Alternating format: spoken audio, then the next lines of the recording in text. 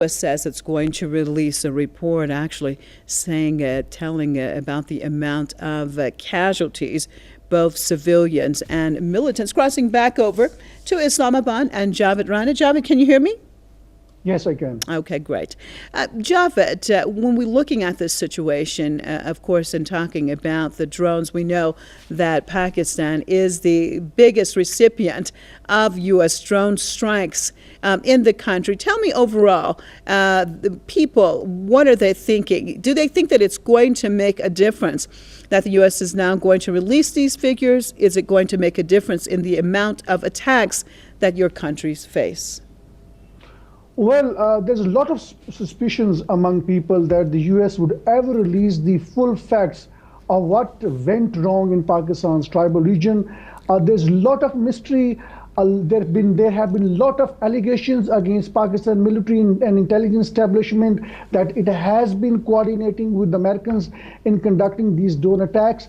And I think in this situation, expecting that the U.S. would release a full facts of its drone operation Pakistan tribal region, I think that would be living in a fool's paradise. But nonetheless, any step that Americans that may ultimately help to lead towards transparency may be partially welcomed by the people. But again, it really depends to what an extent Americans are going to make public what went wrong in Pakistan's tribal region, going by some independent sources who have reported of the news based, much of the facts that we have in Pakistan that is based off the clippings of the newspapers and what Pakistani media has been reporting. According to that, more than 4,000 people have been killed in Pakistan tribal region from 2004 till now. And most of them were civilians. Now, going by what we have seen in the newspapers, most of the times, anybody who's wearing a turban, having a grown-up beard,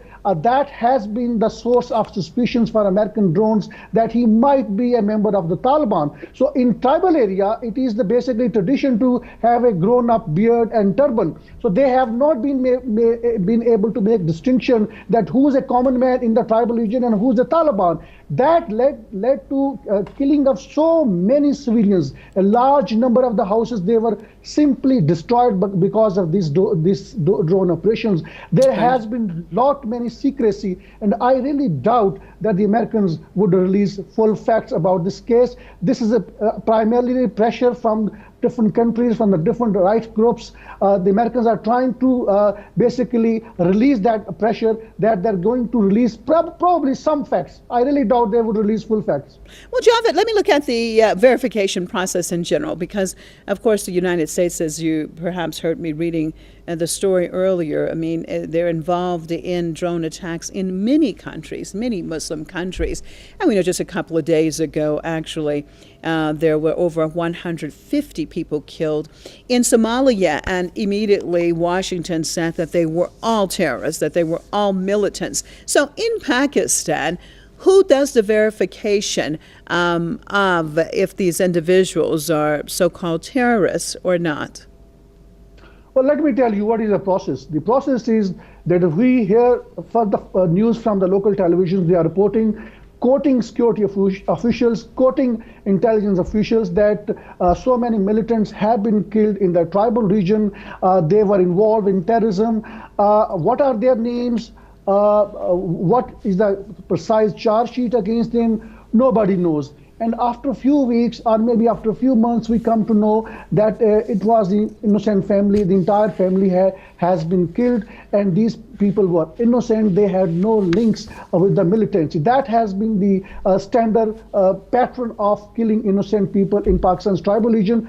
Nonetheless, there have been some precise targets where high-profile militants were also killed. But the point is that if they kill 100 militants, and in the process they have killed 3,000 other civilians, so I think that is a heavy cost that unfortunately Pakistani people had to pay. When people there, the Pakistani people, I mean, looking at the overall situation of drone strikes, as you just said, the United States releases, or they say that they were all militants, but isn't the crux of the matter is is that this is being carried out very arbitrarily, without any trial, without the possibility of anyone defending themselves. And this is the overall problem with the U.S. drone program. What are analysts over there saying about this side of things?